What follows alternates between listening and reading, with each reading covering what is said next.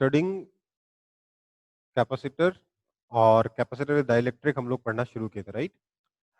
अब हम लोग देखेंगे कि कैपेसिटर में अगर मल्टीपल डाइलेक्ट्रिक्स हों तो हम कैसे हमारे प्रॉब्लम को अप्रोच करेंगे, ठीक है? सो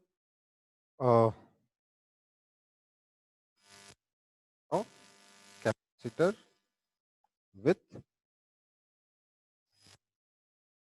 विथ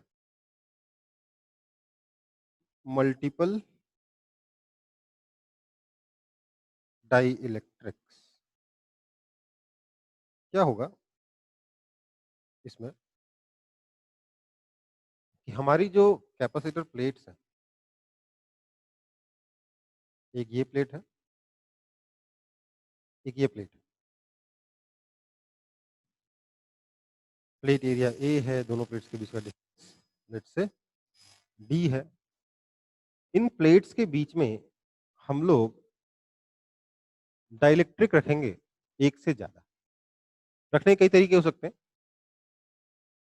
एक तरीका तो ये हो सकता है कि आधे एरिया में एक डाइलेक्ट्रिक रख दिया, डाइलेक्ट्रिक कांस्टेंट K1 का, और आधे एरिया में दूसरा डाइलेक्ट्रिक रख दिया, डाइलेक्ट्रिक कांस्टेंट K2 का। लेट्स से दोनों एरिया बराबर बराबर है, A/2 और A/2 है, ठीक है? तो ऐसे में मुझे दोनों प्लेट्स के बीच में कैपेसिटेंस बताना है, इक्विवेलेंट कैपेसिटेंस बताना है इन दोनों प्लेट्स के बीच में, इन दोनों पॉइंट्स के बीच में, ठीक है? तो कैसे अप्रोच किया जाए इस प्रॉब्लम को? तो मैं दो मेथड से बनाऊंगा। एक तो एकदम बेसिक और एक थोड़ा सा हम लोग सीरीज पैरेलल टाइप का यूज करेंगे, ठीक है? दोनों मेथड्स आपको आने चाहिए। एनालिसिस में काफी फायदा होगा आगे चल के। थोड़े अगर अच्छे क्वेश्चन आएंगे तो बहुत इजी पड़ेगा आपको, अगर दोनों मेथड आएंगे तो। देखिए, लेट्स से अगर मैं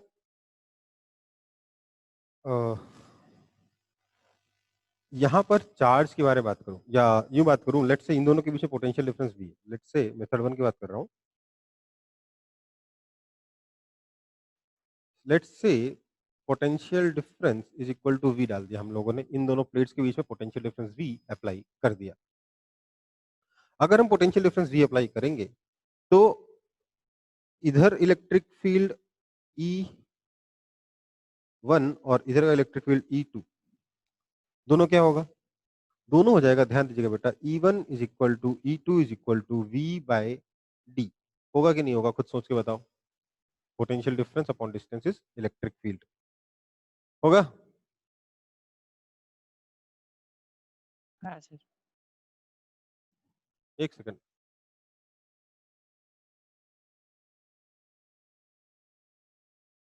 हाँ, अब आप लोग बोल सकते हो, ठीक है?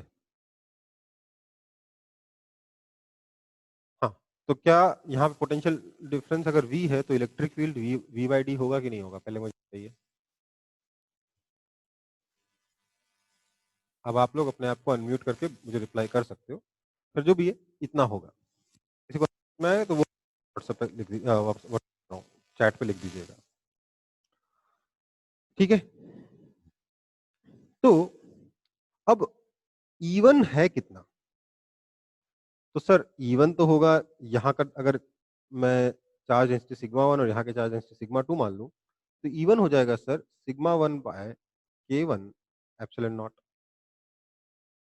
ठीक है? इसका मतलब कि σ1 हो जाएगा K1 epsilon not into E1 is V/D। ये हो जाएगा σ1, K1 epsilon not E1 that is V/K, K not नहीं K1 है, ठीक है? सिमिलरली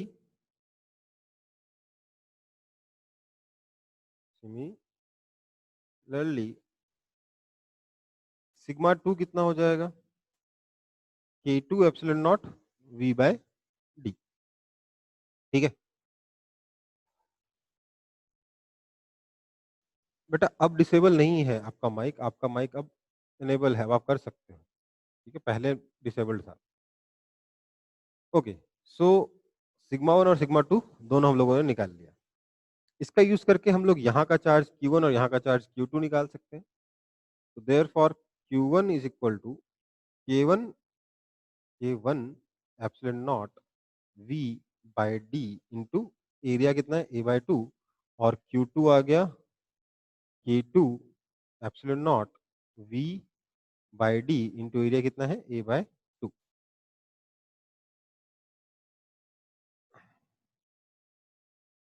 इसका मतलब टोटल चार्ज Q हो जाएगा Q1 plus Q2 that is equal, ये K2 है, पता नहीं क्यों बार बार K नॉट लिख दे रहा हूँ मैं। Q1 plus Q2 that is equal to K1 plus K2 epsilon not A V/2D। ठीक है, ये आपका आ गया charge. Therefore capacitance which is equal to Q/V is equal to, क्या हो जाएगा, यहाँ से V नीचे चला जाएगा तो K1 plus K2/2 times epsilon not A/2। ठीक है, समझ में आई बात? इस तरीके से आप कैपेसिटेंस निकाल सकते हैं, इक्विवेलेंट कैपेसिटेंस निकाल सकते हैं। ठीक है, ये फर्स्ट मेथड, इसको कॉपी कर लेंगे। डिसेबल तो नहीं होना चाहिए आप लोगों का माइक।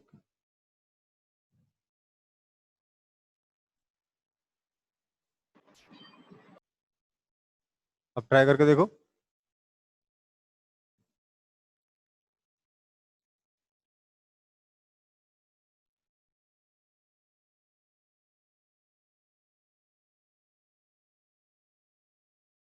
ओके, कोई बात नहीं, अगर कोई डाउट वगैरह हो तो टाइप करके मेरे को मैसेज कर दीजिएगा, ठीक है ना?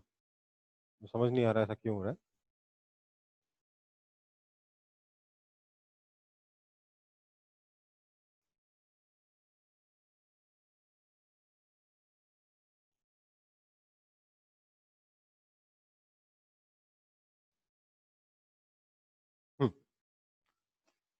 सो कॉपी कर लिया सबने?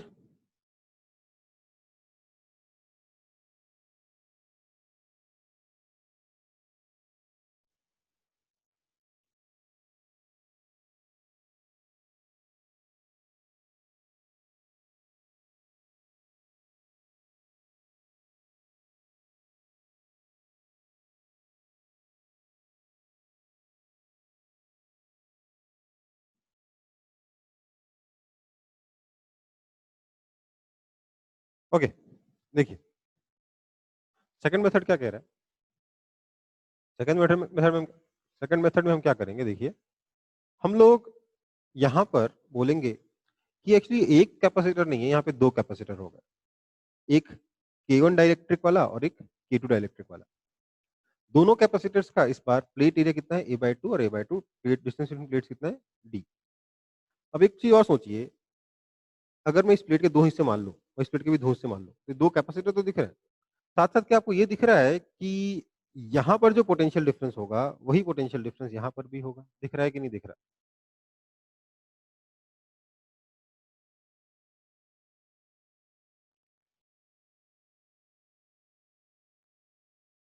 अच्छा, ये दिखा नहीं, ये क्या हो गया? हाँ, ये दिख रहा है कि यहाँ का पोटेंशियल डिफरेंस और यहाँ का पोटेंशियल डिफरेंस सेम होगा। कोई रिस्पॉन्स नहीं आ पा रहा है यार, कोई बात नहीं, मैं मोनोलॉग की तरह पढ़ा दूं। यहाँ का पोटेंशियल डिफरेंस और यहाँ का पोटेंशियल डिफरेंस सेम होगा, इसलिए मैं बोल रहा हूँ कि ये वाला कैपेसिटर और ये वाला कैपेसिटर आपस में पैरेलल में कनेक्टेड है। तो हमारे पास सिस्टम हो जाएगा, एक कैपेसिटर इधर, एक कैपेसिटर, दूसरा कैपेसिटर इधर, ये C1, ये C2, और आपस में दोनों लगे हैं पैरेलल में। ठीक है, मतलब ये दो कैपेसिटर आपस में पैरेलल में लगे हैं। समझ में नहीं आ रहा हो तो इसको ऐसे इमेजिन कर लीजिए, C1 C2,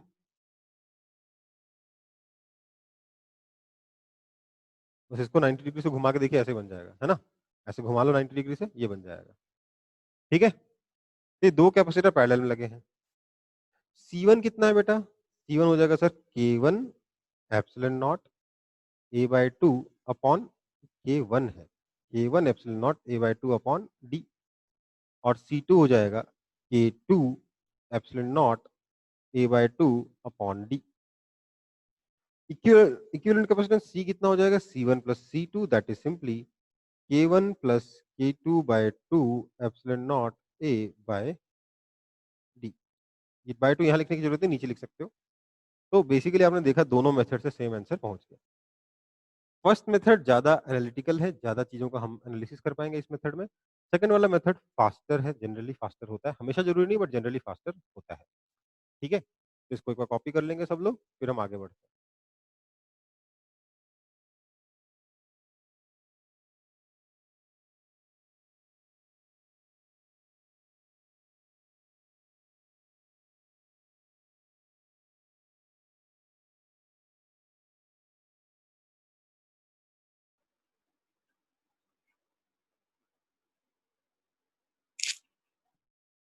हम्म,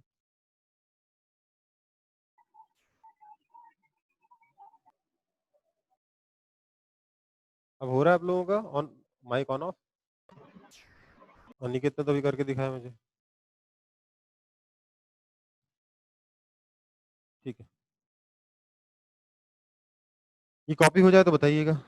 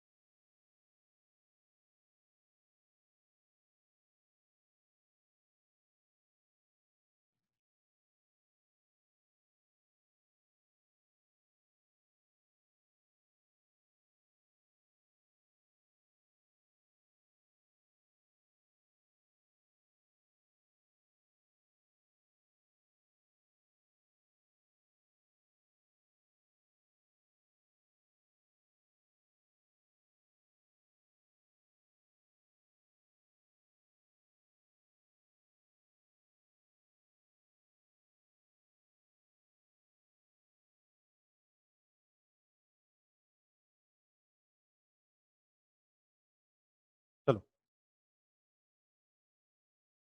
अच्छा नहीं हो पा रहा है, कोई बात नहीं। नहीं हो पा रहा माइक अनम्यूट, कोई बात नहीं, अपन क्लास कंटिन्यू करेंगे। अगला हमारा प्रॉब्लम है जिसमें दो प्लेट्स ऐसे रखे हुए हैं, इनके बीच में ये दो डाइलेक्ट्रिक हैं K1 और K2। ठीक है, हमें इसमें सॉल्व करना है, हमें इसमें पता लगाना है कि इक्विवेलेंट कैपेसिटेंस क्या होगा अगर दोनों डाइलेक्ट्रिक का थिकनेस इक्वल है, डी बाई टू और प्लेट एरिया ए है। क्या होगा बेटा, अगर इस पर चार्ज Q आया है तो इस पर चार्ज अपने आप माइनस Q आएगा।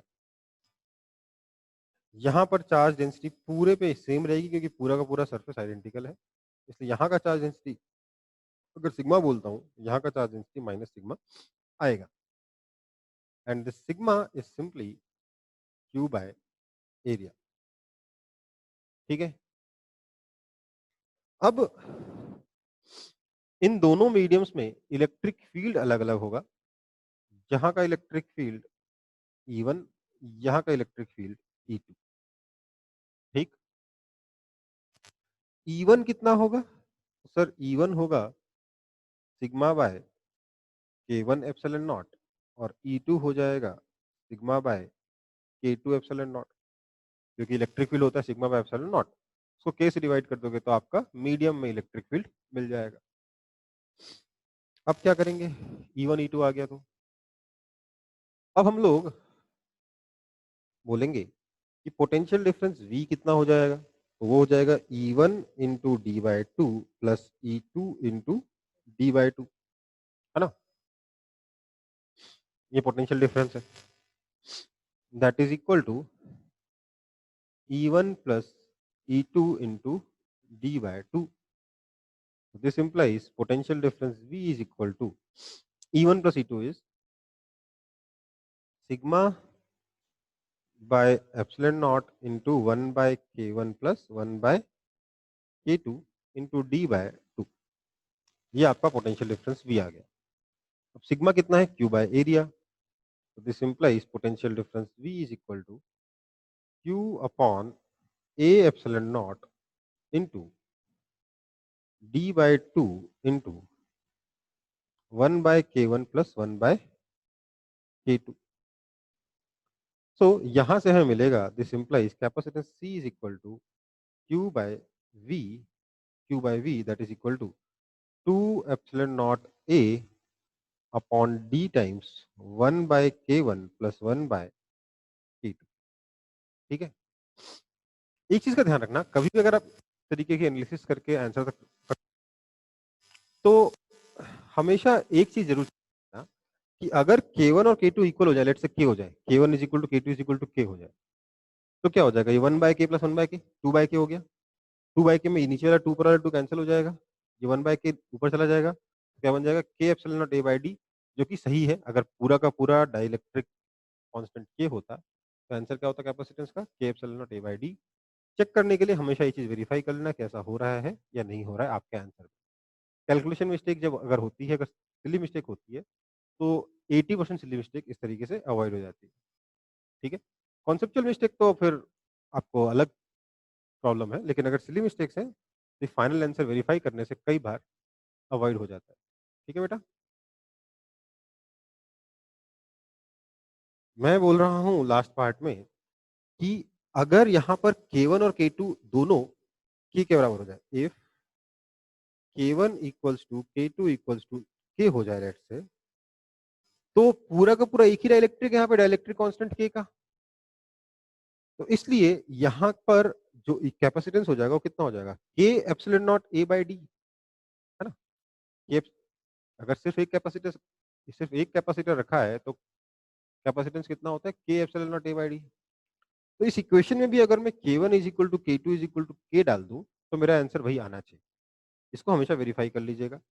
K1 equals to K2 is equal to K डालूं तो ये हो जाएगा 1 बाय K, ये भी हो जाएगा 1 बाय K, टोटल कितना हो गया 2 by K।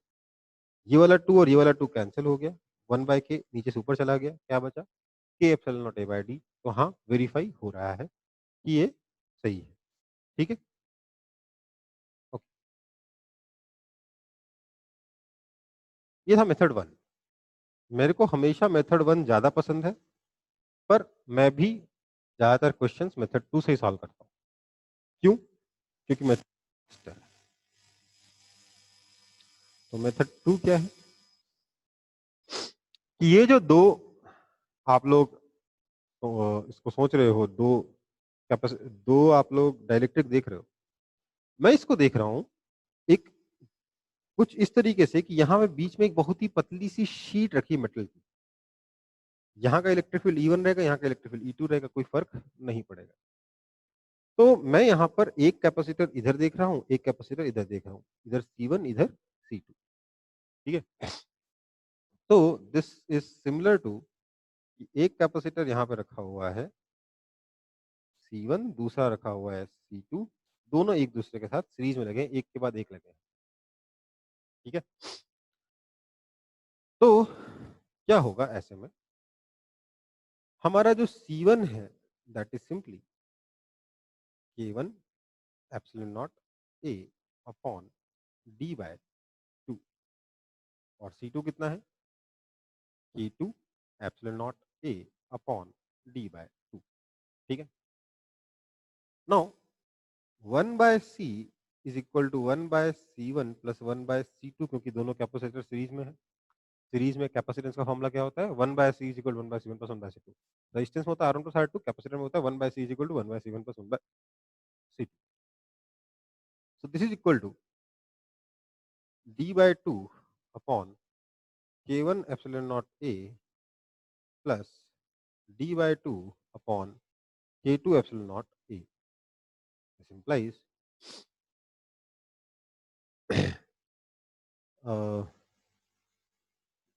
sorry, this is equal to D upon 2 epsilon naught A into 1 by K1 plus 1 by K2। ये हो गया 1 by C। This implies C is equal to 2 epsilon naught A by D times 1/K1 plus 1/K2, ये आपका answer है। ठीक है, तो यहाँ पर आप इलेक्ट्रिक फील्ड की एनालिसिस से कर रहे हो प्रॉब्लम को सॉल्व, और एकदम बेसिक से सॉल्व कर रहे हो मेथड 1 में।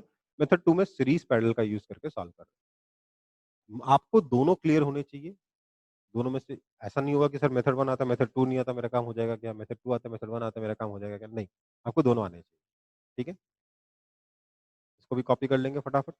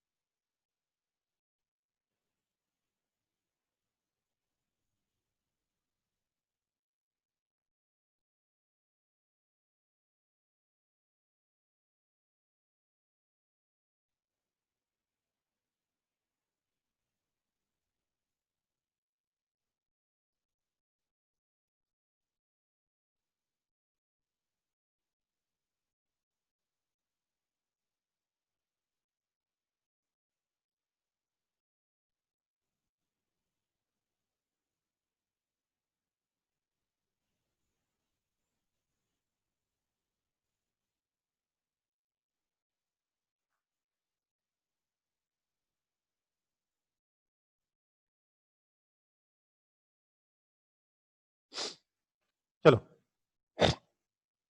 कॉपी हो गया।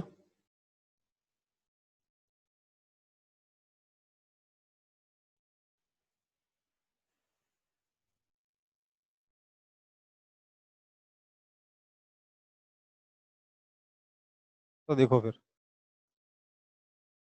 अब हम मैंने यहाँ पे 3 क्वेश्चन बना रखे हैं। ठीक है, इन तीनों का सॉल्यूशन करना है। तीनों में मैं सिर्फ मेथड 2 यूज करूंगा, मैं इलेक्ट्रिक फील्ड वाले मेथड से क्वेश्चन सॉल्व नहीं करूंगा, लेकिन हाँ, एनालिसिस इलेक्ट्रिक फील्ड वाले मेथड से ही करनी पड़ेगी कई बार। ठीक है, तो देखिए जरा, ये जो पहला वाला है K1 K2, और इसको K3 बोल देता हूँ, K नहीं है, K3 है, ये भी K3 है। तो इसमें क्या दिख रहा है आप लोगों को? क्या मैं इसको सीधे बोल सकता हूँ कि अगर इसका कैपेसिटेंस C1 बोल दूं, इसका C2 बोल दूं और इसका C3 बोल दूं, तो दिस इज सेम एज ये वाला circuit.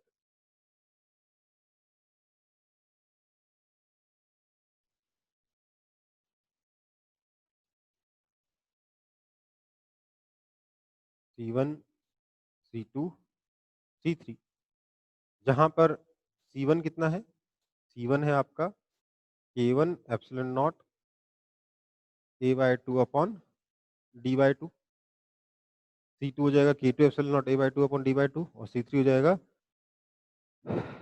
K3 epsilon not A/2 upon D।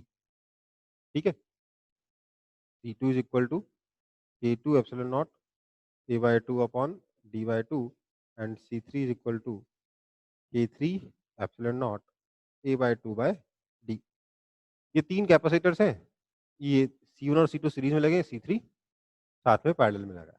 ठीक है बेटा, इसमें कोई आपत्ति है क्या आपको?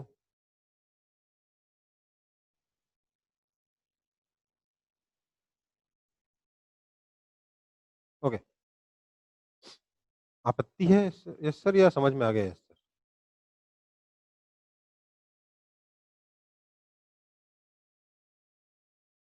Once more, okay.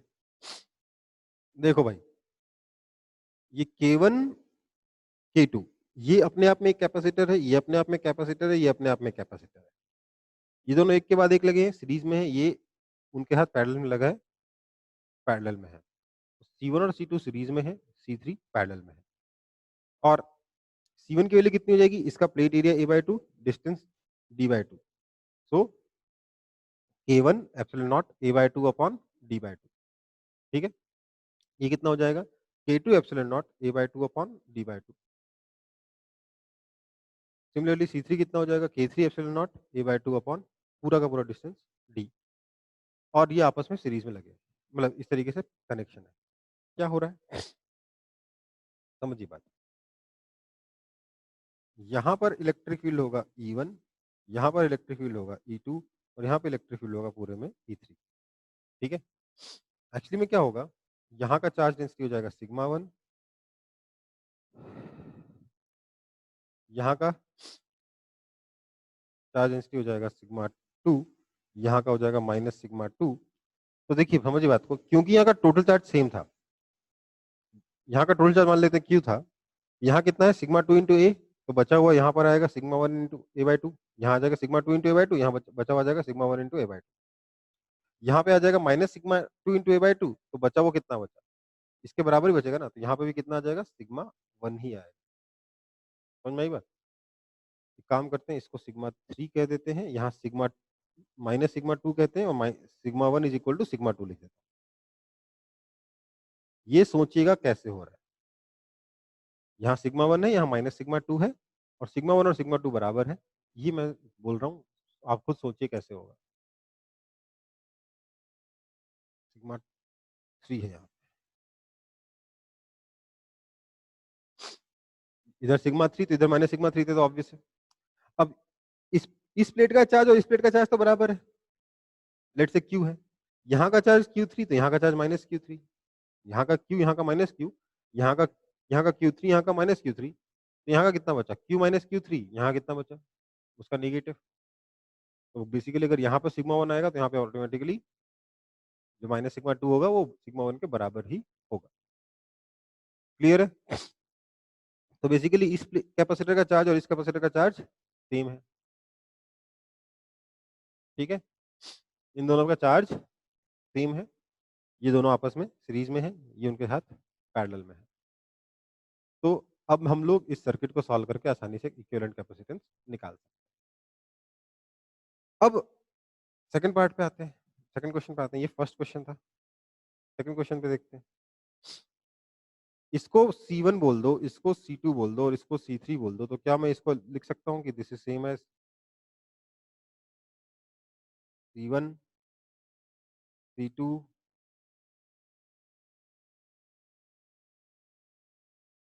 And then C3 क्या मैं ऐसा लिख सकता हूँ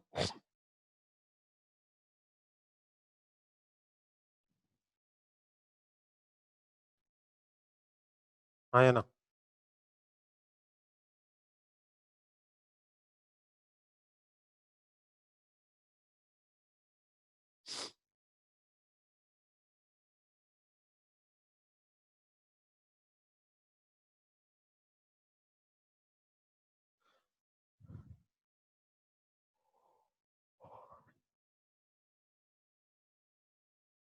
ऐसा लिख सकते हैं जवाब है ऐसा नहीं लिख सकते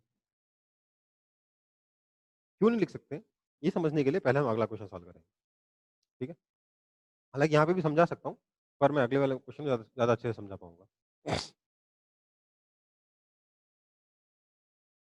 देखिए इसका क्या करें इसके दो ऑप्शन दिख रहे हैं मेरे को कि सर एक तरीका तो ये है कि आप इसको C1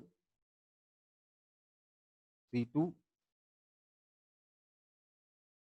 के साथ सीरीज में सॉरी C1 C3 है ये इधर C2 और इधर C4 तो एक तरीका तो ये है कैलकुलेशन भी आसान पड़ेगा C1 plus C3 C2 plus C4 और आपस में बस पैरेलल लगाना है दूसरा तरीका ये है कि नहीं हम लोग इसको करें ये C1 ये C2 ये C3, ये C4। एक तरीका ये दोनों पैरेलल आपस में सीरीज, एक तरीका ये दोनों सीरीज आपस में पैरेलल। दोनों में से कौन सा सही है, कौन सा गलत है? या दोनों सही है, ऐसा भी हो सकता है ना?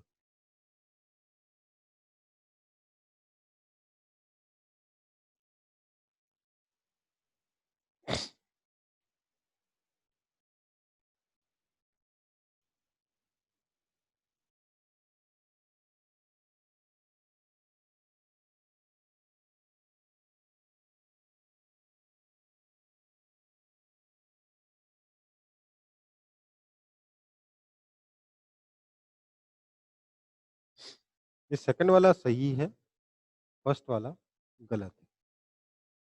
क्यों? देखिए, सेकंड वाला सही है, इसके तो आप लोगों के दिमाग में क्वेश्चन शायद कम आ रहा होगा। फर्स्ट वाला क्यों गलत है, ये ज़रूर पूछ लो कि फर्स्ट वाला क्यों गलत हो गया? देखिए, जैसे ही मैंने फर्स्ट वाला बताया, मैंने बोला C1 और C3 आपस में पैरेलल में है।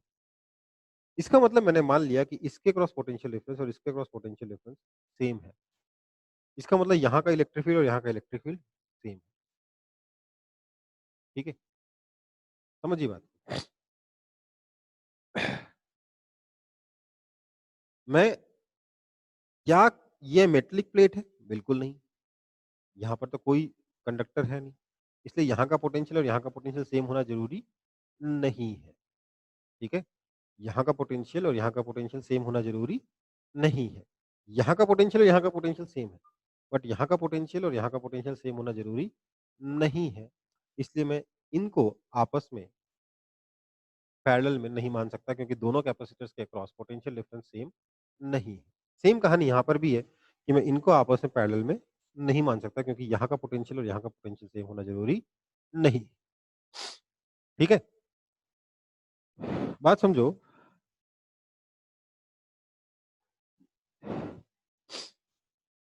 कि अगर यहाँ का पोटेंशियल और यहाँ का पोटेंशियल सेम हो गया, अगर यहाँ का पोटेंशियल और यहाँ का पोटेंशियल, इस वाले एग्जांपल में समझेंगे, अगर यहाँ का पोटेंशियल और यहाँ का पोटेंशियल सेम हो गया, तो इसका मतलब ये होगा कि यहाँ का इलेक्ट्रिक फील्ड और यहाँ का इलेक्ट्रिक फील्ड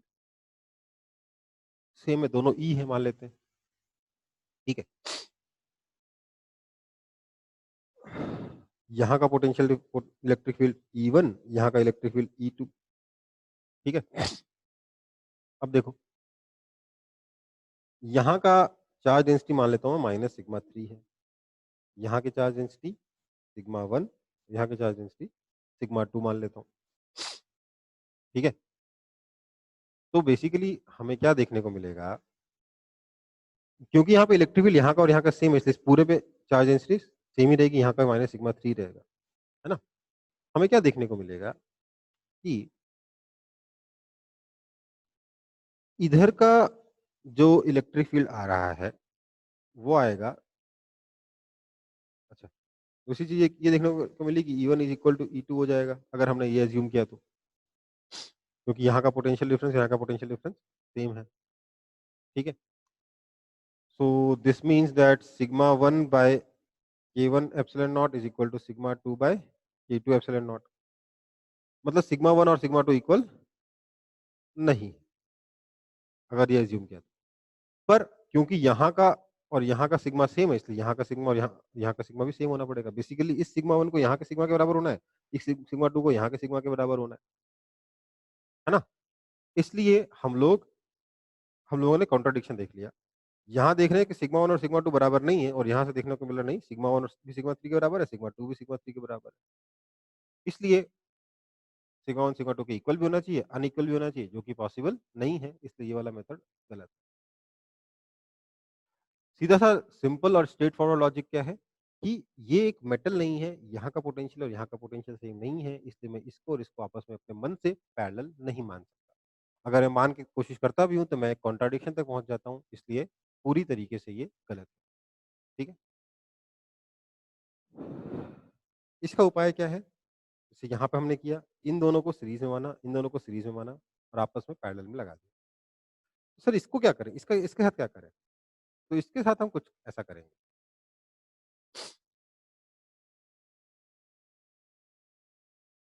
यही सबसे ज़्यादा कन्फ्यूज़न वाला क्वेश्चन, बता देता हूँ। इसके बाद हम कुछ ऐसा करेंगे।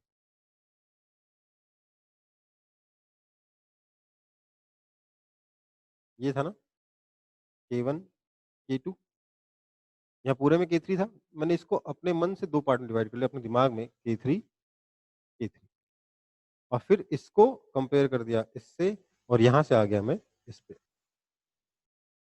ठीक है? इस तरीके से आप आंसर तक पहुँचोगे। बेसिकली आप 3 कैपेसिटर से इसको सॉल्व नहीं कर पाओगे, आपको 4 कैपेसिटर बनाने पड़ेंगे। फिर बोलोगे K1, K3 series, K2, K3 series और आपस में पैरेलल इस तरीके का। ये भी अल्टीमेटली इसी सिस्टम में कन्वर्ट हो जाएगा। ठीक है? समझ में आई बात? हाँ या ना? देखो एक चीज़ बता देता हूँ, इसका इस प्रॉब्लम का जो सॉल्यूशन है ना, वो आधी बुक्स में गड़बड़ गड़बड़ है। उन्होंने सीधे ये कर डाला है, आधी बुक्स में गलत किया कर रखा है। अच्छी बुक्स में कभी में ऐसी गलतियाँ कभी नहीं होती, बट जो थोड़ी कम अच्छी बुक्स है ना, उनमें ये वाली गलती हो रखी है, इसको ऐसे बना के सॉल्व कर डाला है, जो कि पूरी तरीके से गलत है। ठीक है? लेकिन हाँ, अगर एग्ज़ाम में बोल दिया जाए कि यहाँ पर K1 है, यहाँ पे K2 है, बीच में बहुत पतली सी मेटालिक प्लेट है और यहाँ पे K3 है, तो ये ऑटोमैटिकली इसमें कन्वर्ट हो जाएगा। ठीक है बेटा? क्लियर है?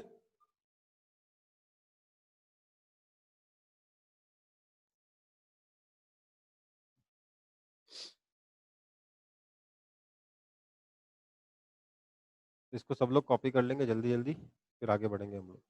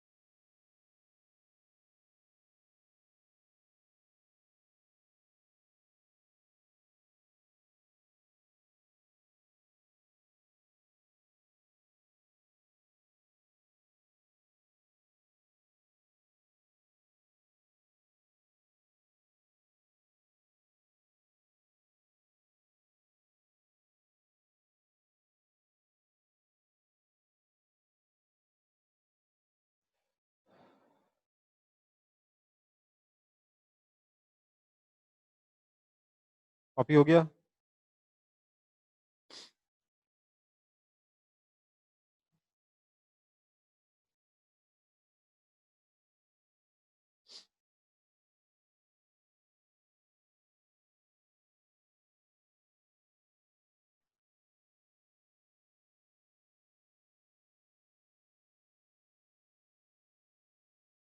चलो फिर आगे बढ़ते हैं अगले टॉपिक पे, जिसका नाम है combination of parallel plates. Basically आपके पास पैरेलल प्लेट्स हैं 1, 2, 3, 4 और भी हो सकती हैं। इस तरीके की पैरेलल प्लेट्स हैं। अब इन पैरेलल प्लेट्स का इक्विवेलेंट कैपेसिटेंस निकालना है between point P and Q।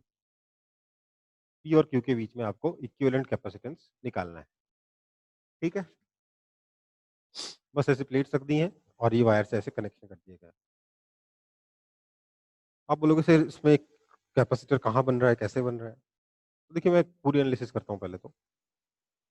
अच्छा पी और क्यू की जगह इसको आप ए और बी कह लो, प्लेट्स को, इन दोनों पॉइंट्स को, ए और बी के बीच में आपको कैपेसिटेंस बताना है।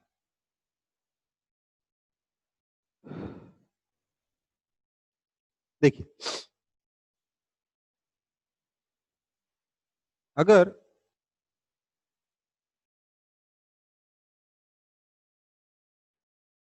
अ,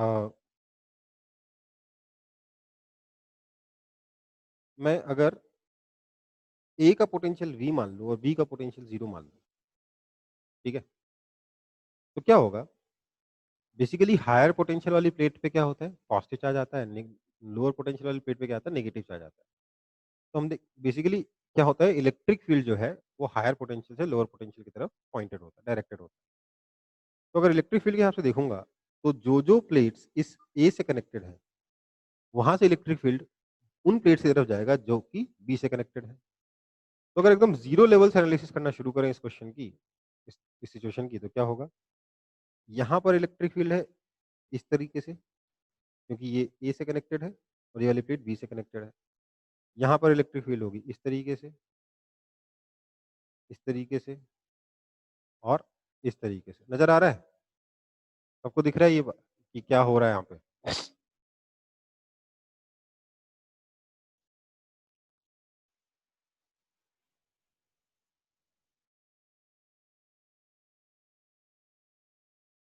ये कैसे हुआ समझ में आ रहा है?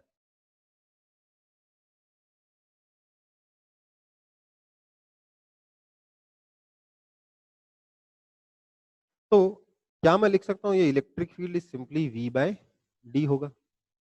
बिल्कुल लिख सकते हैं सर, क्योंकि पोटेंशियल डिफरेंस V है और प्लेट्स के बीच का डिस्टेंस D है। ठीक है। अब अगर मैं यहाँ पर सिग्मा बोलूँ, तो sigma by epsilon not is equal to E है। This implies sigma is equal to epsilon not E, that is equal to epsilon not V by D हो गया। ये हो गया सिग्मा।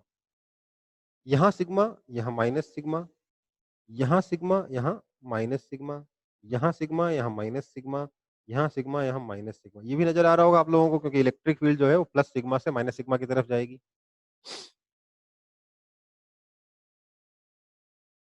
सारे सिग्मा इक्वल इसलिए हैं क्योंकि सब जगह इलेक्ट्रिक फील्ड सेम है और इलेक्ट्रिक फील्ड होता है सिग्मा बाय एप्सिलॉन नॉट। ठीक है?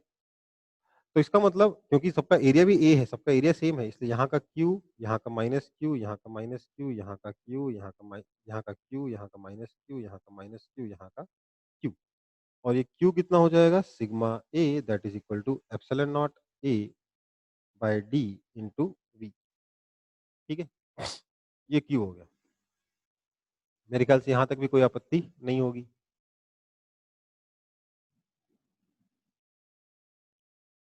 बेसिकली हमने किया क्या है, हम लोगों ने को इक्विवेलेंट कैपेसिटेंस निकालना था, तो हम लोगों ने एक बैटरी कनेक्ट करी, पोटेंशियल डिफरेंस वी की, यहाँ का पोटेंशियल 0 हो गया, यहाँ का पोटेंशियल वी हो गया। अब हम देखेंगे इसके थ्रू कितना चार्ज फ्लो किया है। लेट्स से जो चार्ज फ्लो किया है वो कैपिटल क्यू है, then capital Q will be equal to C equivalent into V. यही होता है ना फंडा? इसका मतलब कि C equivalent is equal to basically capital Q by V. So यहाँ पे मैं क्या बोल सकता हूँ कि capital Q is equal to कितना है, यहाँ से कितना चार्ज फ्लो किया, यहाँ से जो भी चार्ज फ्लो किया वही चार्ज इस प्लेट पे इस सरफेस पे गया, वही चार्ज इस प्लेट पे गया, दोनों सरफेसेस पे, वही चार्ज इस प्लेट पे गया इस सरफेस पे। ठीक है? तो बेसिकली कैपिटल क्यू कितना है? ये वाला क्यू, ये वाला क्यू, ये वाला क्यू और ये वाला क्यू, टोटल 4 क्यू। ये नजर नहीं आ रहा तो बता दो।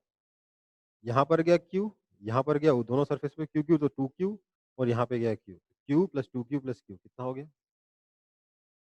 4 क्यू। तो that is equal to 4 Q by V. So this is equal to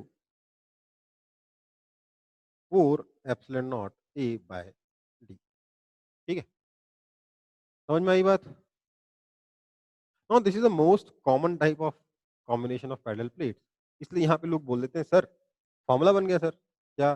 C equivalent is equal to n minus one epsilon not A by D, जहां N is the total number of plates.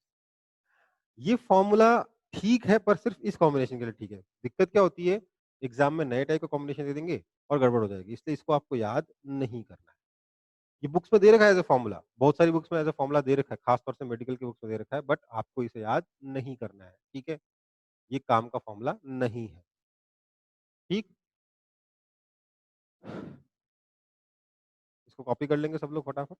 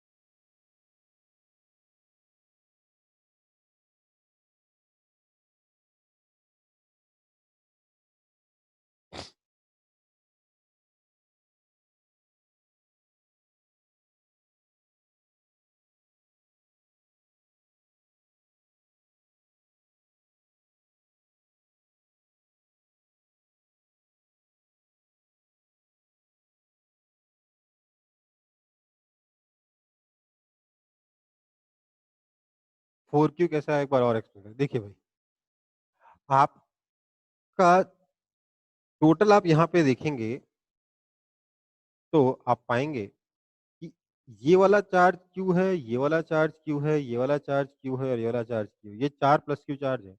ये चारों के चारों यहीं से आए हैं, देखिए इस पॉइंट ए से ही आए हैं। इधर गया, यहाँ पे इधर भी क्यू गया, इधर भी क्यू आया, यहाँ पे इधर भी क्यू आया। ये टोटल 4 क्यू है, चारों के चारों इधर से आ रहे हैं, इसलिए टोटल चार्ज कितना आया है बैटरी के थ्रू, 4 क्यू।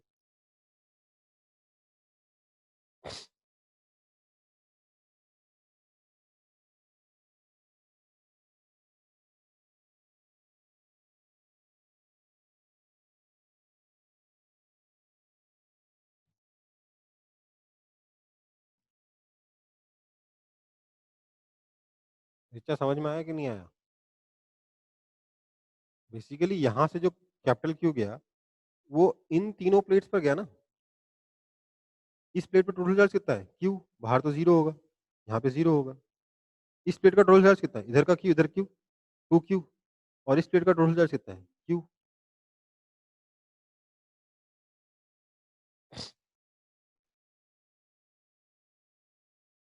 चाहे तो नहीं समझ में आ रहा तो ऐसे बना लीजिए, यहाँ पे कैपिटल क्यू बना लीजिए, यहाँ क्यू, यहाँ 2 क्यू और यहाँ क्यू, ये ड्रॉ कर लीजिएगा तो आपको डिवीजन में भी क्लियर रहेगा।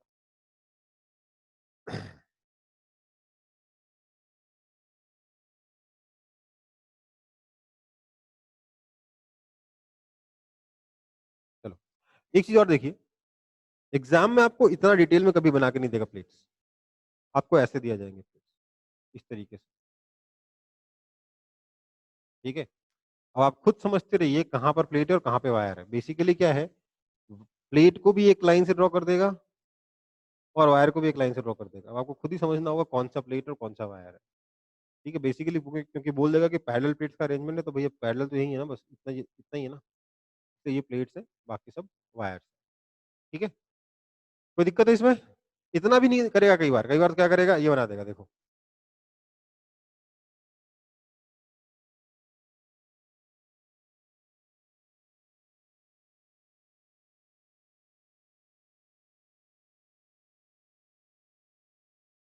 ये ये ये सब सेम चीज, ठीक है बेटा।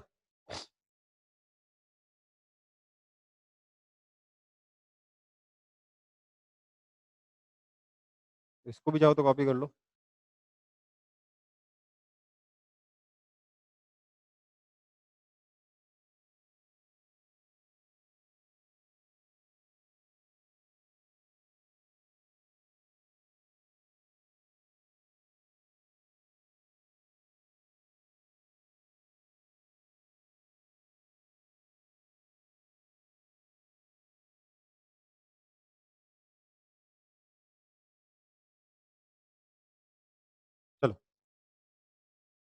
इसका इक्विवेलेंट कैपेसिटेंस बताएंगे। सारे प्लेट्स एरिया ए के हैं, सारे प्लेट्स के बीच में डिस्टेंस डी है।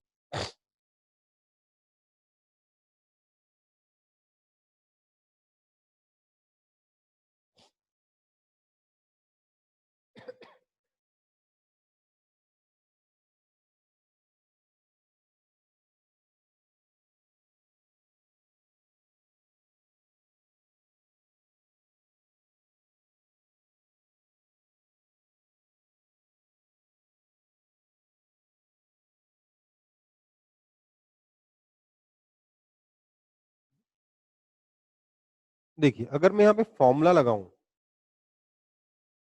तो फॉर्मूला क्या था? n-1 epsilon not A by D था। उसके हिसाब से टोटल प्लेट्स कितनी है? 4 है, तो 3 epsilon not A by D answer आ गया। ठीक है। अगर हम इसके एनालिसिस करें तो क्या पाएंगे? एनालिसिस से हम देखेंगे कि सबसे पहले तो बैटरी लगा देते हैं लेट्स से।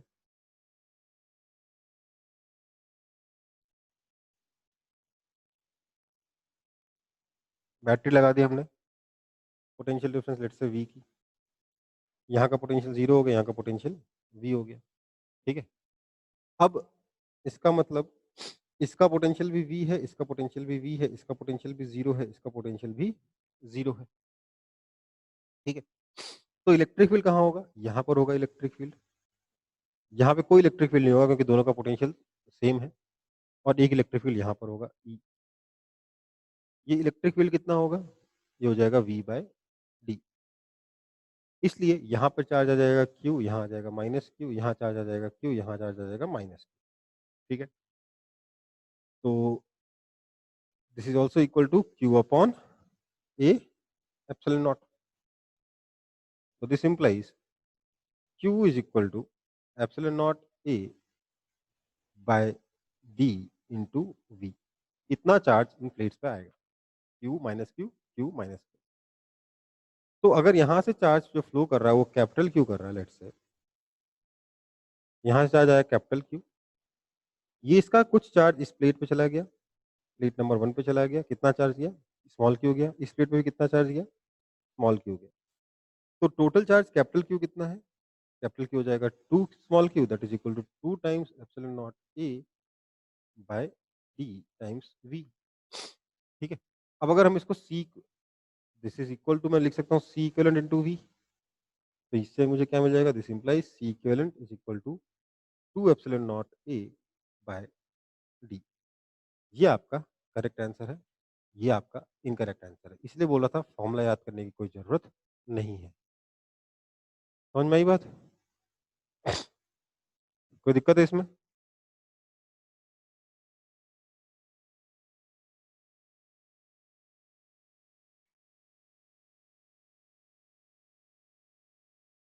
अब इसका एक और ऑल्टरनेट मेथड है जो थोड़ा फास्टर है।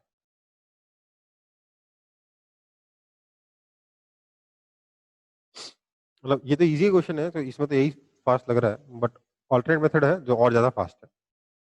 ऑल्टरनेट में आप बेसिकली इसका इक्विवेलेंट सर्किट बनाते हो।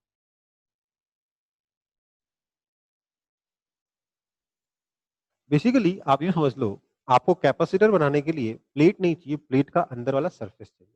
ठीक है। प्लेट का अंदर वाला सरफेस चाहिए होता है आपको। ठीक। अब इसलिए इसके पर्पज से मैं बोलूंगा यहाँ का कैपेसिटेंस लेट्स से C1 है, यहाँ का कैपेसिटेंस लेट्स से C2 है, यहाँ का कैपेसिटेंस लेट्स से C3 है। मुझे पता है कि C1 equals to C2 equals to C3 is equal to let's say C, that is equal to epsilon not A by D। ऐसे लिखते हैं इसको, लिखने का तरीका ये होता है that is equal to C। ये हमने मान लिया। ठीक है। अब देखो, इधर पॉइंट ए है, इधर पॉइंट बी है। क्या और कोई नोड है? याद है आप लोगों को जब मैंने करंट इलेक्ट्रिसिटी में कराया था नोड एनालिसिस, जिसमें हम नोड्स को मैनिपुलेट करके सर्किट को चेंज करके सॉल्व करते थे? हम यहाँ वही करने जा रहे हैं। मैं बोलूंगा मेरे पास एक तो ये वाला पॉइंट है जिसका पोटेंशियल वी है, और एक ये वाला पॉइंट है जिसका पोटेंशियल 0 है। इसके अलावा मेरे पास और कोई पॉइंट नहीं है। तो इधर ए पॉइंट हो गया, इधर पॉइंट बी हो गया। ये दो ही तरीके के नोड्स हैं मेरे पास। पहला कैपेसिटर जो है C1, उसका एक प्लेट ए से कनेक्टेड है, दूसरा प्लेट बी से कनेक्टेड है। तो मैंने एक कैपेसिटर C1 बना दिया, ठीक है? दूसरा प्लेट कैपेसिटर जो है C2 उसकी दोनों प्लेट्स B से कनेक्टेड है, तो ये आपका जो कैपेसिटर ये शॉर्ट सर्किट हो गया, ठीक है? ये शॉर्ट हो गया, इसमें कुछ मतलब ही नहीं इस कैपेसिटर का, इसको हटा दो। और तीसरा कैपेसिटर जो C3 है, ये C2 था, तीसरा कैपेसिटर जो C3 है, उसका भी एक प्लेट B से कनेक्टेड है, एक प्लेट A से कनेक्टेड है। तो बेसिकली 2 ही कैपेसिटर्स हैं जो आपस में पैरेलल में हैं। तो this implies C equivalent is equal to 2C, that is equal to 2 times epsilon not A by D। ये आपका आंसर है।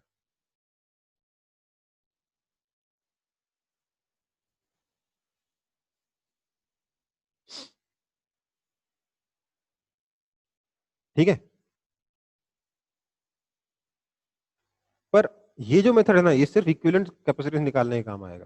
फिर बोलेगा बताओ कि किस प्लेट पे कितना चार्ज आया, तो आपको फिर से एनालिसिस करनी पड़ जाएगी यही वाली।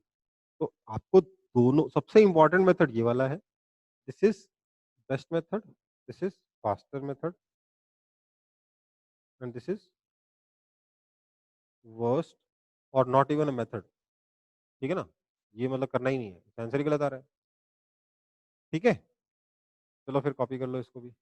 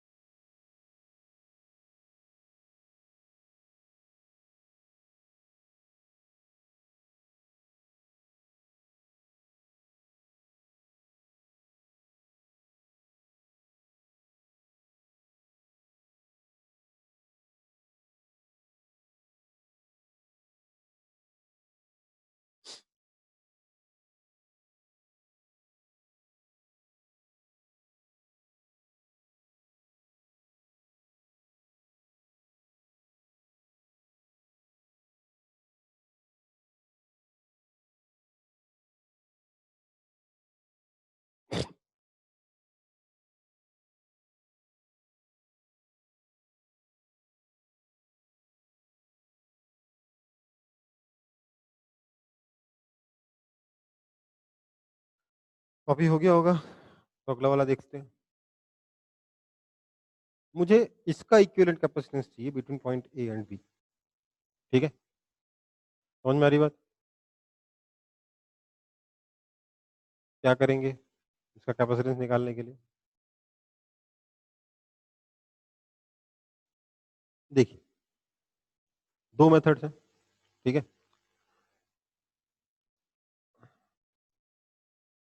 क्या हुआ? अच्छा, ठीक। दो मेथड्स हैं। पह, पहला मेथड जो एनालिसिस वाला है वो इसमें थोड़ा डिफिकल्ट पड़ेगा, इसलिए आपको बोला था दोनों मेथड आने चाहिए।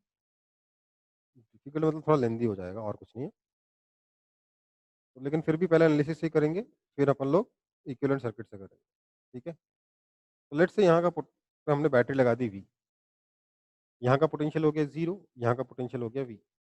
बट यहाँ का पोटेंशियल हमको पता नहीं है, इस प्लेट का पोटेंशियल हमको पता नहीं है। ये ही प्रॉब्लम हो गई इस सर्किट को सॉल्व करने में, अगर हम नॉर्मल एनालिसिस वाले मेथड से सॉल्व करते हैं तो, क्योंकि हमें यहाँ का पता ही नहीं है कि क्या पोटेंशियल है।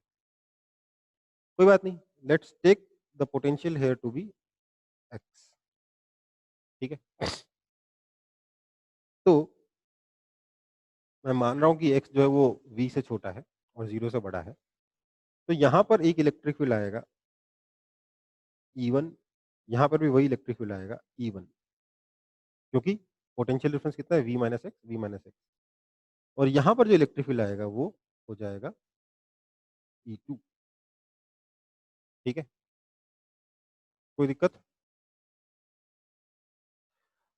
इसलिए अगर मैं यहाँ पर चार्ज मानता हूँ Q1, तो यहाँ पे आ जाएगा माइनस Q1, यहाँ पे चार्ज आएगा Q1, यहाँ आ जाएगा माइनस Q1, यहाँ पर चार्ज आएगा Q2, यहाँ आ जाएगा माइनस Q2। ठीक है? अब क्या होगा, यहाँ से मैंने मान लिया लेट से चार्ज गया कैपिटल Q, यहाँ से चार्ज गया कैपिटल Q, तो मैं क्लियरली बोल सकता हूँ कि this capital Q is equal to Q2। Capital Q is equal to small Q2, क्योंकि यहाँ से चार्ज कैपिटल Q निकला तो इस प्लेट पे चार्ज आ गया माइनस Q2। ठीक है, ये दिख रहा है कि नहीं दिख रहा है आप लोगों को? ये इतना ज़्यादा सिंपल है कि दिखता नहीं है। ठीक है, कुछ ज़्यादा ही सिंपल है। इस प्लेट से चार्ज कैपिटल Q निकला, इस पे चार्ज बचा माइनस Q2। ठीक है, यहाँ चार्ज आया कैपिटल Q, उसकी वजह से इस सरफेस पे Q1, इस सरफेस पे Q1, तो capital Q is equal to 2Q1। This implies Q2 is equal to 2Q1। ठीक है, कोई दिक्कत? अब आपका E1 कितना हो जाएगा? E1 हो जाएगा Q1 upon A epsilon not, और E2 कितना हो जाएगा? Q2 upon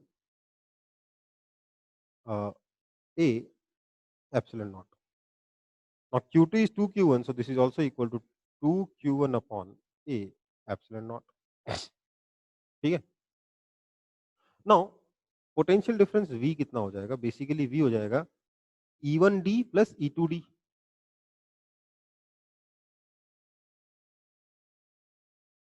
that is equal to E1 plus E2 into D, that is equal to क्या आ गया? E1 प्लस E2 कर देंगे तो 3Q1 by A epsilon not into D। ठीक है, ये आपका चार्ज आ गया, पोटेंशियल डिफरेंस आ गया। यहाँ से Q1 की वैल्यू यहाँ सब्स्टिट्यूट कर देंगे हम लोग। Q1 कितना है? Capital Q by 2। तो दिस इंप्लाइज हम बोल सकते हैं कि V is equal to 3 by A epsilon not into Q1 की जगह capital Q by 2 into D। ठीक है, so this implies capacitance is equal to Q by V, that is equal to 2 epsilon not A by 3D। ये आपका answer है। ये आपका हो गया method 1।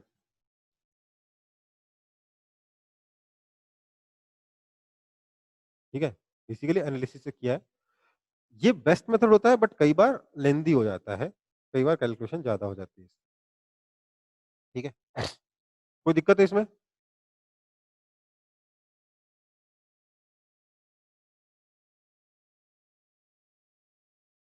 Now we will talk about method 2।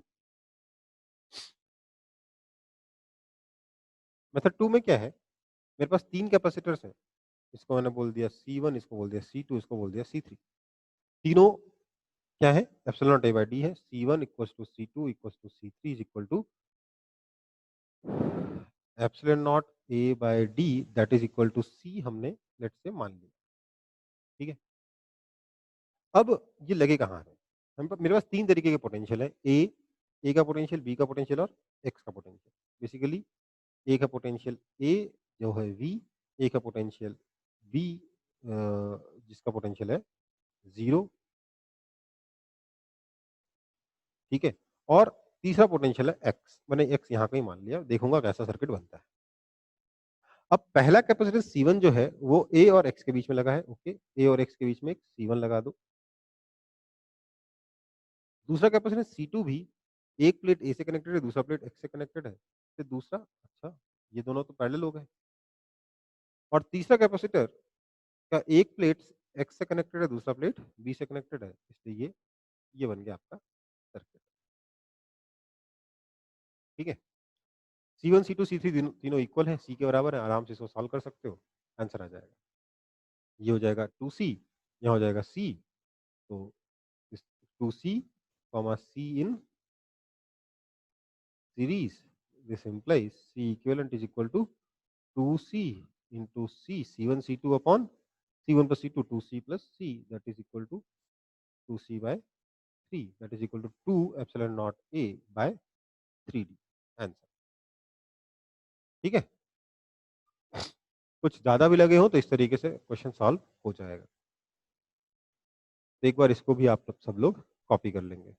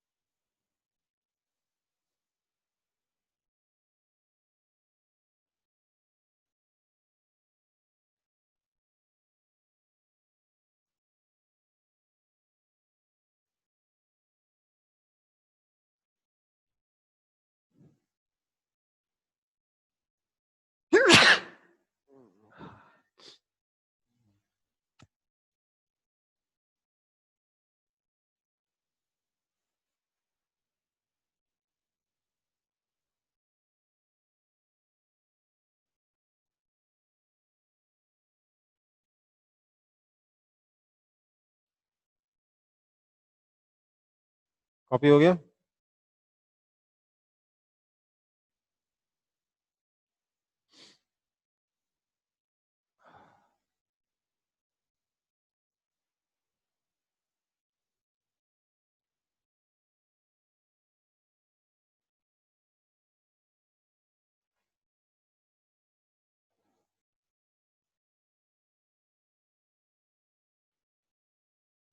Okay, so next है हमारा capacitor of different shapes. Next topic क्या है? Capacitor of different shapes. ठीक है, क्या करेंगे इसमें? हम डिफरेंट शेप के कैपेसिटर्स के बारे में बात करेंगे। अभी तक हम लोगों ने सिर्फ एक टाइप का कैपेसिटर देखा है, पैरेलल प्लेट कैपेसिटर। ठीक है, अब हम दो और कैपेसिटर देखेंगे, एक सिलिंड्रिकल और एक स्फेरिकल। ठीक, तो सबसे पहले बात करेंगे सिलिंड्रिकल कैपेसिटर की। ठीक है, सिलिंड्रिकल कैपेसिटर में क्या होगा? Basically we will have two concentric cylinders.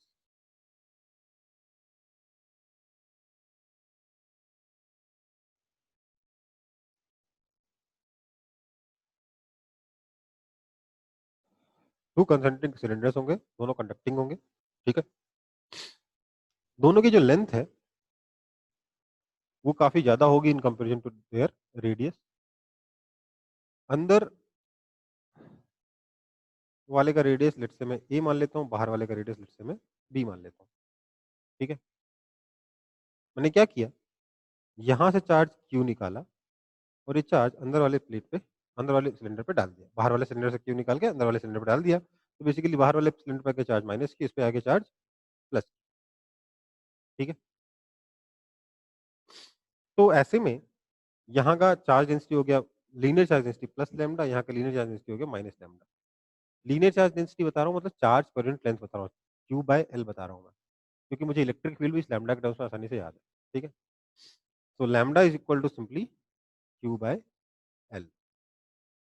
अब इन दोनों के बीच का जो इलेक्ट्रिक फील्ड होगा ई वेक्टर, वो ध्यान दीजिए, एक सिलेंडर के अंदर इलेक्ट्रिक फील्ड जीरो होता है, बाहर वही होता है जो एक वायर की वजह से होता है। तो इसलिए ये इलेक्ट्रिक फील्ड हो जाएगा lambda by 2 pi epsilon not R. ठीक है, तो इसलिए मैं लिख सकता हूँ dv is equal to lambda by 2 pi epsilon not R D R. Integration integration, है ना? तो अ, इसको हम लिख सकते हैं रेडियस ए से बी तक। इसका मतलब जो पोटेंशियल डिफरेंस v आएगा that will be equal to lambda by 2 pi epsilon not बाहर आ गया, L N B by A हो गया। ये आ गया potential difference, that is equal to lambda को डाल देंगे क्यू बाय एल, तो Q upon 2 pi epsilon not L into L N B by A. ये आ गया आपका पोटेंशियल डिफरेंस। तो ऐसे में कैपेसिटेंस हो जाएगा Q by V that is equal to 2 pi epsilon not L upon L N B by A. ये आपका आंसर। ठीक है, फटाफट कॉपी कर लेंगे इसको। सिंपल सी कैलकुलेशन और कुछ खास नहीं है।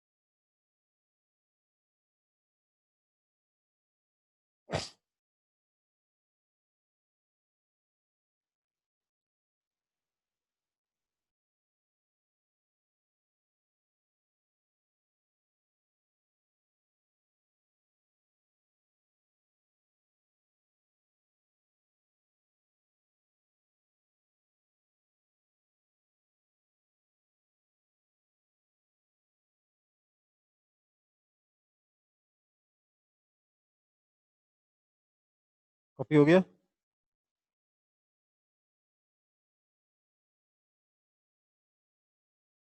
ओके, तो next is spherical capacitor. Basically इसमें क्या होता है, कंसेंट्रिक स्फीयर्स होते हैं, ठीक है। वहां पर क्या था हमारे पास, कोएक्सियल सिलेंडर्स थे, यहाँ क्या है, कंसेंट्रिक स्फीयर्स है। कंसेंट्रिक स्फीयर से अंदर वाले का रेडियस ए है, बाहर वाले का रेडियस बी है। हमने क्या किया, बाहर वाले से चार्ज क्यू निकाला, अंदर वाले पे चार्ज क्यू डाल दिया, तो इसमें चार्ज आ गया कैपिटल क्यू, इसमें चार्ज आ गया माइनस कैपिटल क्यू, है ना। इसका पोटेंशियल हमने बोल दिया वी ए, इसका पोटेंशियल हमने बोल दिया वी बी। हमें V A minus V B निकाल के हमें क्या लिखना है, कैपेसिटेंस सी कितना हो जाएगा, Q upon V A minus V B, है ना, ये होता है ना Q upon potential difference. So V A कितना है, वी ए हो जाएगा अंदर वाले की वजह से के कैपिटल क्यू अपॉन ए, और बाहर वाले की वजह से plus A times minus capital Q upon B. V B कितना हो जाएगा, K capital Q upon B plus K minus capital Q upon B. ये आपको ध्यान होगा, शायद आप लोगों ने, मैंने पढ़ाया ये आपको, कंसेंट्रिक स्फेयर्स की वजह से इलेक्ट्रिक फील्ड, कंसेंट्रिक स्फेयर्स की वजह से पोटेंशियल, सब लिखाया था ना। अंदर वाले का पोटेंशियल लिखते वक्त अंदर वाले की वजह से तो खुद के सरफेस पे, बाहर वाले की वजह से उतना ही होगा जितना इसके सरफेस पे होगा, इसलिए के माइनस क्यू अपॉन बी हो जाएगा, ठीक है। बाहर वाले के लिए दोनों का रेडियस बी यूज कर लो, मतलब दोनों का ध्यान रखना है। अंदर वाले के लिए आप अंदर वाले, अगर आप अंदर वाले स्फीयर का पोटेंशियल लिख रहे हो, तो अंदर वाले स्फीयर का पोटेंशियल लिखते वक्त अंदर वाले स्फीयर के चार्ज के लिए तो सरफेस का पोटेंशियल का फॉर्मूला लगाओगे, बाहर वाले स्फीयर के चार्ज के लिए आप सरफेस के अंदर के पोटेंशियल का फॉर्मूला लगाओगे, ठीक है। तो हमारे पास ये आ जाएगा V A. Similarly V B क्या हो जाएगा, वी बी इसके लिए बाहर का पॉइंट है और इसके लिए सरफेस का पॉइंट है, तो वी बी इस तरीके से आ जाएगा, है ना। ये मैंने करवाया है, अगर डाउट हो तो पूछ सकते हो, बट मैंने करवाया है, ठीक है।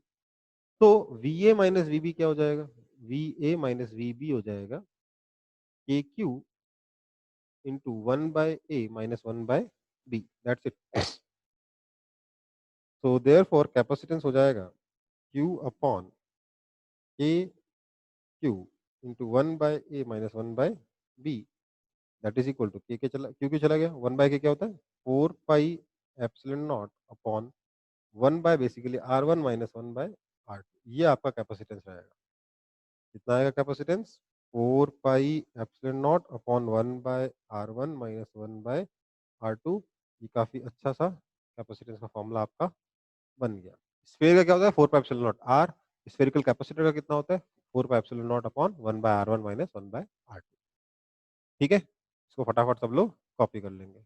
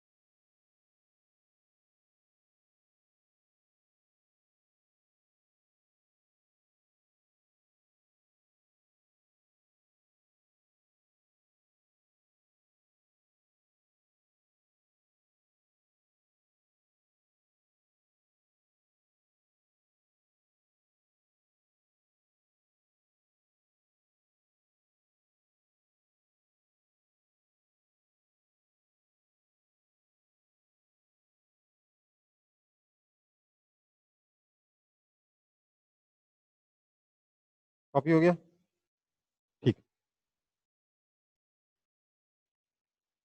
अब देखिए, बेसिकली ये चैप्टर आपका कंप्लीट हो चुका है, पर कुछ छोटे-छोटे टॉपिक्स बचे हैं। एक तो है force on plates of capacitor with dielectric, मतलब अगर कैपेसिटर के अंदर डाइलेक्ट्रिक रखा हुआ है तो प्लेट्स पे फोर्स कैसे होगा, कितना होगा, किस-किस केस में कैसे-कैसे बिहेव करेगा, ये देखना है। ये बहुत ही इम्पोर्टेंट पार्ट है।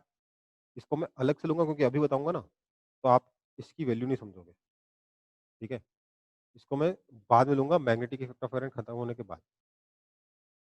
Force on dielectric during insertion ये उतना इम्पोर्टेंट भी नहीं है और सिर्फ जेईई एडवांस का है। जेईई एडवांस के लिए भी बहुत इम्पोर्टेंट नहीं है, बता दे रहा हूँ। मतलब बहुत सालों से इसका क्वेश्चन नहीं आया। बट फिर भी मैं इसको कराऊँगा, बाद में कराऊँगा, ठीक है? सर्किट्स विद कैपेसिटर हमने एज़ सच पढ़ा नहीं है कैपेसिटर चैप्टर में, बट जो-जो कॉन्सेप्ट्स जो-जो कॉन्सेप्ट्स मैंने आपको बताए थे इलेक्ट्रिकल मतलब करंट वाले सर्किट्स में, वो सारे यहाँ लगेंगे। और इसमें आप जनरली एनालिसिस कौन-सी यूज़ करेंगे? नोड वाले एनालिसिस यूज़ करेंगे। तो मैं एक चीज़ सिखा देता हूँ कि अगर कैपेसिटेंस में कैपेसिटर में कभी ऐसा किसी नोड लगा हुआ है, आपको 2 तरीके बताया था ना, एक तो लूप बना के इक्वेशन बनाना सिखाया था, एक नोड मान के नोड का पोटेंशियल मान के इक्वेशन बनाना सिखाया था। दोनों तरीके इसमें भी लगते हैं, दोनों तरीके यहाँ पे भी आप यूज़ कर सकते हो। पर इसमें आप क्या करोगे, लेट्स से यहाँ का पोटेंशियल x है, यहाँ का V1 है, यहाँ का V2 है, यहाँ का V3 है, यहाँ का C1 है, यहाँ का C2 है, यहाँ का C3 है। तो इस नोड की इक्वेशन कैसे लिखोगे? लूप वाली इक्वेशन तो ठीक है, नोड वाली इक्वेशन कैसे लिखोगे? नोड वाली इक्वेशन लिखने के लिए आप क्या करोगे? आप बोलोगे इधर का इस प्लेट का चार्ज प्लस इस प्लेट का चार्ज प्लस इस प्लेट का चार्ज, वो तीनों प्लेट्स जो इस x से कनेक्टेड है, इनके चार्ज का सम 0 होगा। अब इस प्लेट का चार्ज कितना हो जाएगा? ध्यान दीजिए, C1 into X minus V1, इस प्लेट का चार्ज यही आएगा। इसका कितना आएगा? प्लस, अच्छा पहले इसका लिख लेते हैं, plus C2 into X minus V2 plus इसका चार्ज आ जाएगा C3 into X minus V3 equals to 0, ठीक है? तो सर्किट में जो आपके किरचॉफ लॉ से जब क्वेश्चन सॉल्व कर रहे होगे, तो 2 मेथड बताए थे ना, एक तो था हर पॉइंट का पोटेंशियल मान के नोड की इक्वेशन लिखो, एक था करंट मान के लूप्स की इक्वेशन लिखो, है ना? तो करंट मान के अगर लूप्स की इक्वेशन लिखते हो, तो वो तो उसमें और इसमें सेम चीज़ है। बस पोटेंशियल डिफरेंस लिखते हो, क्या लिखोगे कैपेसिटर के अक्रॉस? अगर आप पॉजिटिव प्लेट से नेगेटिव प्लेट की जगह तरफ जा रहे हो तो माइनस क्यू बाय सी, और नेगेटिव से पॉजिटिव जा रहे हो तो प्लस क्यू बाय, ठीक है? लेकिन यहाँ पर क्या होगा? अगर आप नोड की इक्वेशन लिखते हो, अगर आप पोटेंशियल मान के नोड की इक्वेशन लिख रहे हो, जो कि ज़्यादा यूज़ होता है इन सर्किट्स रिलेटेड टू कैपेसिटर, उसमें आप क्या करोगे? आप इक्वेशन इस तरीके से लिखोगे, किसी भी नोड की इक्वेशन मान लीजिए एक्स की इक्वेशन लिखनी है, तो क्या लिखोगे? C1 into X minus V one plus C2 into X minus V two plus C3 into X minus V three is equal to 0। इस प्लेट का चार्ज प्लस इस प्लेट का चार्ज प्लस इस प्लेट का चार्ज इक्वल टू 0, ठीक है? Question solve करते वक्त डाउट आएगा, तब हम इसमें क्लियर क्लियर करेंगे, ठीक है? एक और पॉइंट बोल दे रहा हूँ, पॉइंट मतलब कैपेसिटर से रिलेटेड नहीं है, ऐसे ही बता रहा हूँ, मतलब हमारे जनरल उससे बात कर रहा हूँ। देखिए, ऑनलाइन में आपकी जो भी क्लासेस चल रही हैं, मेरे ख्याल से ठीक चल रही हैं, पर फिर भी हमें लगता है कि ऑफलाइन की क्लासेस बेटर होती है। आपको भी ऐसा लगता है कि नहीं लगता?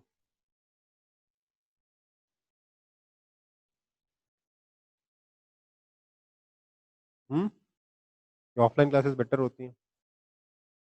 हाँ, तो हम लोग इसलिए चाह रहे थे कि जब तक ऑनलाइन क्लासेस चल रहे हैं, तब तक हम लोग थोड़ा कम सिलेबस कवर करें, ऑफलाइन में ज़्यादा सिलेबस कवर करें। पर वो एक्सटेंड होता जा रहा है।